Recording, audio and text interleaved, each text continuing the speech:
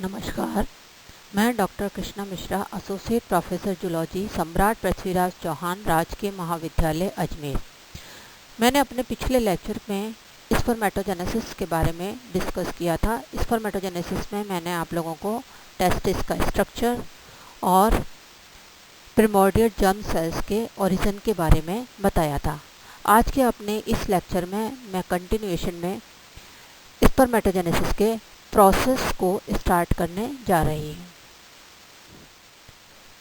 Adult mammals में spermatogenesis एक continuous process होता है और इस प्रोसेस को दो डिस्टिंक्ट फेजेस के अंदर डिवाइड किया गया है।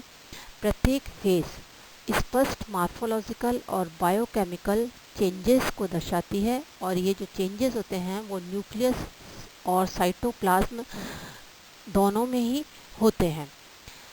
ये दो जो फेजेस हैं, इनमें पहली है स्पर्मेटिड की फॉर्मेशन, जो कि मियोसिस और माइटोसिस के द्वारा पूरी होती है, और दूसरा है स्पर्मियोजेनेसिस, जिसमें स्पर्मेटिड स्पर्म के अंदर ट्रांसफॉर्म होता है।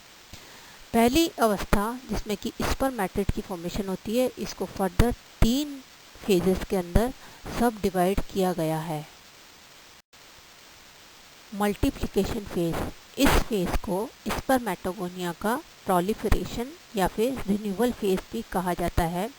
इस फेज के दौरान डिप्लॉयड स्पर्मेटोगोनिया, जो कि सेमिनिफेरस ट्यूब्यूल की पेरिफेरी के ऊपर उपस्थित होते हैं, बार बार समसूत्री विभाजन के द्वारा विभाजित होकर स्पर्मेटोसाइट बनाते हैं तथा साथ में नई स्पर्मेटोगोनियल स्टेम सेल्स भी बनाते हैं। ये स्पर्मेटोगोनिया जो है वो अगली फेज में, जिसे ग्रोथ फेज कहते हैं, उसमें एंटर करते हैं। ग्रोथ फेज, इस फेज के दौरान कुछ जो स्पर्मेटोगोनिया हैं उनकी लिमिटेड ग्रोथ होती है और उनका वॉल्यूम जो है वो लगभग डबल हो जाता है। इस प्रकार से डबल वॉल्यूम स्पर्मेटोगोनिया जो हैं वो प्राइमरी स्पर्मेटोसाइट कहलाते हैं। प्राइमरी स्पर्मेटोसाइट जो है ये भी डिप्लॉयड होते हैं और ये प्राइमरी स्पर्मेटोसाइट नेक्स्ट फेज, जिसको कि मैच्योरेशन फेज कहते हैं, उसमें एंटर करते हैं। Maturation phase, maturation phase 2 divisions के द्वारा कंप्लीट होती है। इसमें से जो पहला डिवीज़न होता है उसको फर्स्ट मैच्योरेशन डिवीज़न कहते हैं। यह मियोटिक यानी कि अर्धसूत्री डिवीज़न होता है, जबकि दूसरा वाला जो है वो समसूत्री डिवीज़न होता है और इसको मैच्योरेशन डिवीज़न सेकंड कहा जाता है। मैच्योरेशन डिवीज़न फर्स्ट में प्राइमरी स्पर्मेटोसाइट जो मियोटिक डिवीज़न की प्रोफेज के अंदर एंटर करता है। मियोटिक प्रोफेज जो है वो एक बहुत ही कॉम्प्लेक्स प्रोसेस होता है जो कि श्रृंखलाबद्ध परिवर्तनों के द्वारा कंप्लीट होता है। इस दौरान क्रोमोसोम्स के अंदर मॉलिक्यूलर चेंजेस के साथ साथ कुछ रीअरेंजमेंट होते हैं। मियोसिस के दौरान सबसे पहले न्यूक्लियर डिवीज़न जो है, न्यूक्लियर डीएनए जो है वो डुप्लीकेट होता है और प्रत्येक होमोलोगस क्रोमोसोम पेयरिंग स्टार्ट कर देता है, जिसको कि सिनेप्सिस कहते हैं। और यह क्रोमोसोम जो होते हैं वो लॉन्गिट्यूडनली जो है स्प्लिट हो जाते हैं और क्रोमेटिड्स की फॉर्मेशन करते हैं। ये नीचे की ओर से सेंट्रोमियर के द्वारा आपस में जुड़े हुए रहते हैं। क्रोमेटिड्स की फॉर्मेशन के बाद में काइज़मेटा फॉर्मेशन होती है और इसके द्वारा जो नॉन सिस्टर क्रोमेटिड्स के बीच में क्रोमोसोमल मटेरियल का एक्सचेंज होता है। इसे क्रॉसिंग ओवर कहा जाता है। क्रॉसिंग ओवर के द्वारा किसी भी गैमेट के अंदर वैरायटी ऑफ कॉम्बिनेशंस जो हैं वो क्रोमोसोम के बनते हैं और इसी की वजह से जो प्रोजेनी है उसके अंदर वेरिएशंस आते हैं।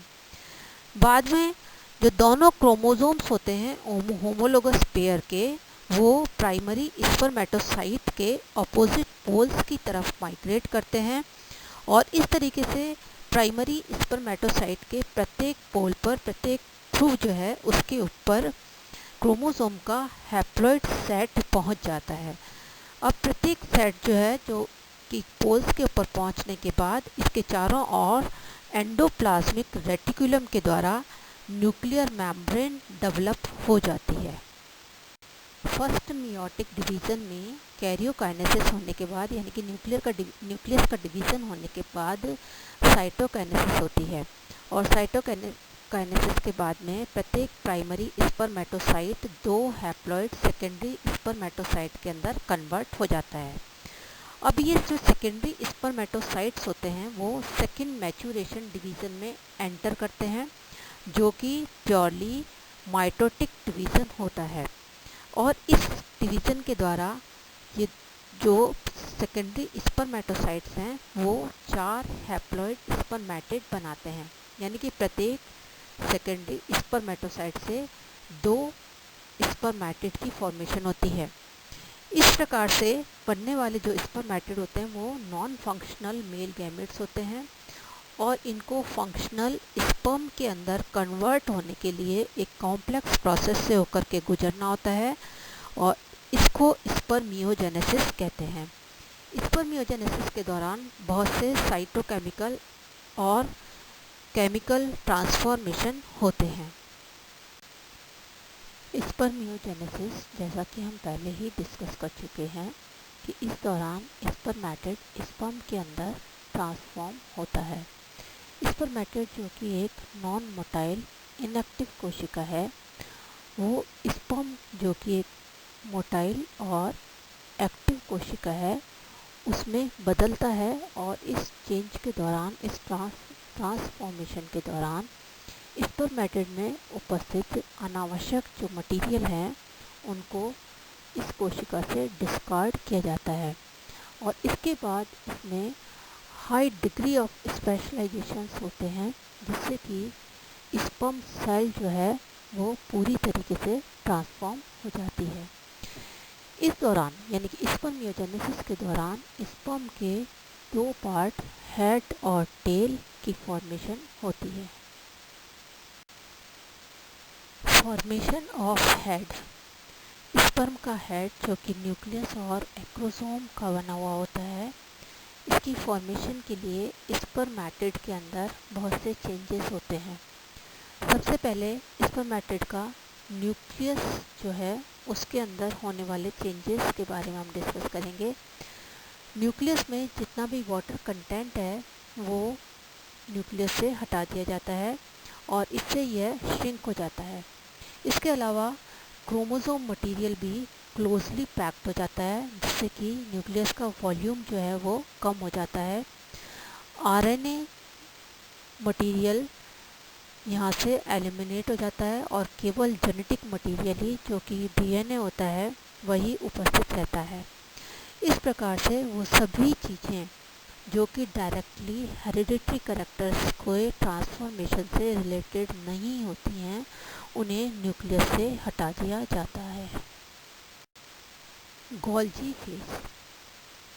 इसके दौरान स्पर्मेटिड का Golgi apparatus glycoprotein rich granules की फॉर्मेशन करता है और ये ग्रेन्यूल्स प्रोएक्रोसोमल ग्रेन्यूल्स कहलाते हैं। ये प्रोएक्रोसोमल या प्रोएक्रोसोमिक ग्रेन्यूल्स आपस में फ्यूज होकर के एक सिंगल लार्ज एक्रोसोमल ग्रेन्यूल बनाते हैं। ये एक्रोसोमल ग्रेन्यूल न्यूक्लियर मेम्ब्रेन से अटैच हो जाता है। Next is cap phase. Cap phase में जो एक्रोसोमल ग्रेन्यूल हैं वो फ्लैट होकर के स्पर्मेटिड के न्यूक्लियस के ऊपर आकर के एक हेड कैप बनाते हैं। गोल्जी एपरेटस जो कि एक्रोसोम को सिक्रीट करता है वो वहाँ से हेड कैप से सेपरेट हो जाता है और अपोजिट पोल की तरफ चला जाता है। न्यूक्लियस के पास में स्थित सेंट्रियोल फ्लैजिलम को डेवलप करते हैं। Acrosome phase. इस फेज के दौरान एक्रोसोम में होने वाले जो मॉर्फोलॉजिकल ट्रांसफॉर्मेशन काफ़ी क्लियर हो जाते हैं और गोल्जी एपरेटस का जो बचा हुआ पार्ट होता है वो धीरे धीरे साइटोप्लाज्म के साथ बाहर की ओर डिस्कार्ड कर दिया जाता है। स्पर्मेटोजोआ के अंदर एक्सियल बॉडी या एक्रोसोमल कोर जो है वो अपीयर होती है और यह एक्रोसोमल कोर जो है वो एक्रोसोमल ग्रेन्यूल और न्यूक्लियस के बीच में बनती है। इसकी फॉर्मेशन उस समय होती है जबकि स्पर्म एग के पास पहुंचता है। इस कोर के अंदर कुछ एंजाइम्स होते हैं जो कि फर्टिलाइजेशन के दौरान एग की मेम्ब्रेन को डिसॉल्व करने का काम करते हैं। Formation of the tail of spermatozoa.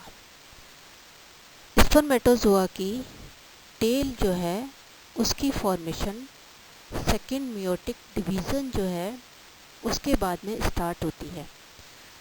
Spermatid का सेंट्रोसोम के अंदर 2 सेंट्रियोल होते हैं।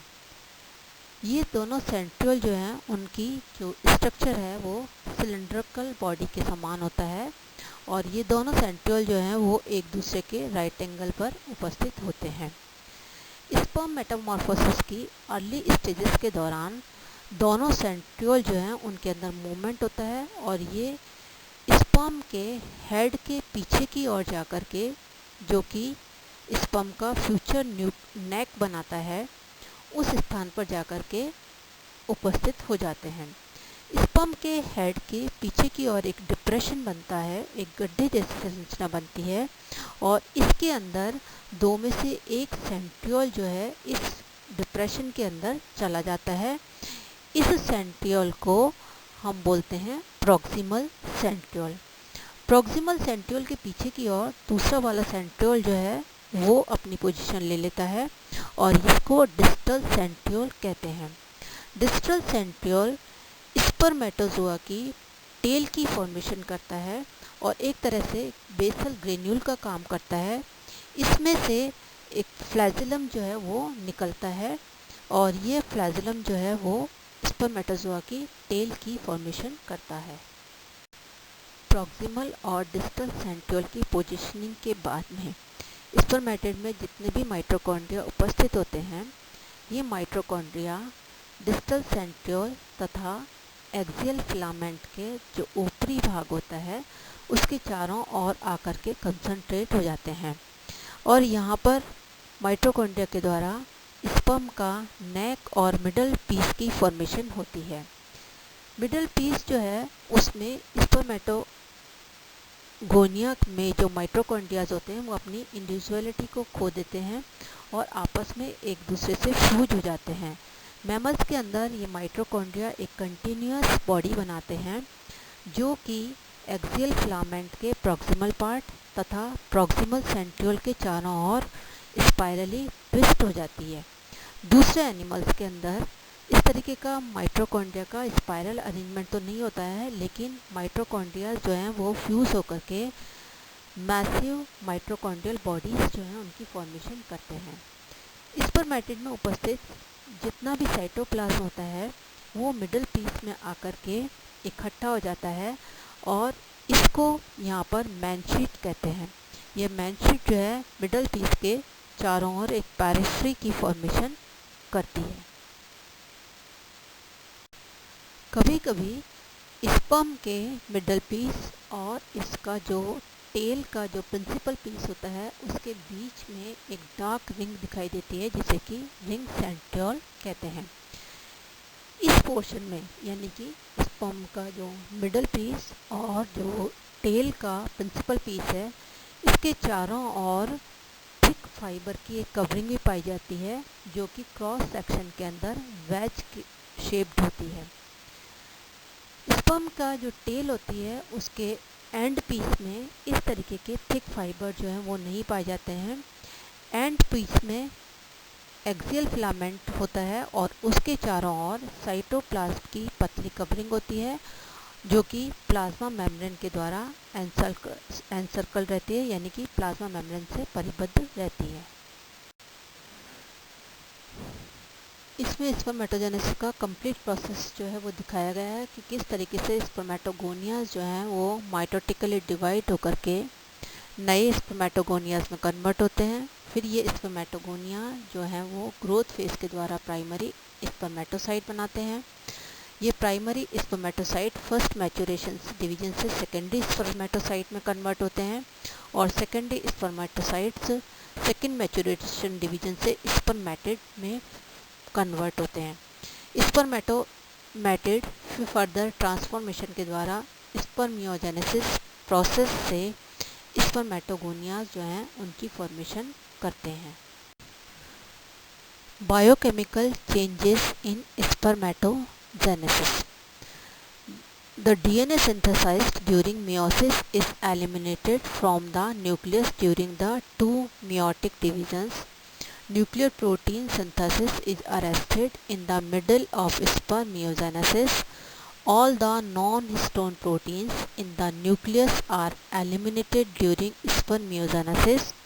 All the synthetic events occurring during spermiogenesis are probably regulated by stable RNA produced during the meiotic stages. The suppression of genetic activity in spermatid and spermatozoa may depend on a regulatory mechanism which cause disappearance of activating proteins and RNA from the chromosomes. Control of spermatogenesis. Spermatogenesis is either controlled environmentally or physiologically. Temperature, light, hormones, and psychological state play an important role depending upon the organism. Pituitary gland plays an important role in regulating spermatogenesis by secreting certain gonadotropin hormones, but the pituitary itself and the gonadal activities are affected by the temperature, light, and the length of the day. So it is complete about spermatogenesis. Now in next lecture we will start with oogenesis. Thanks.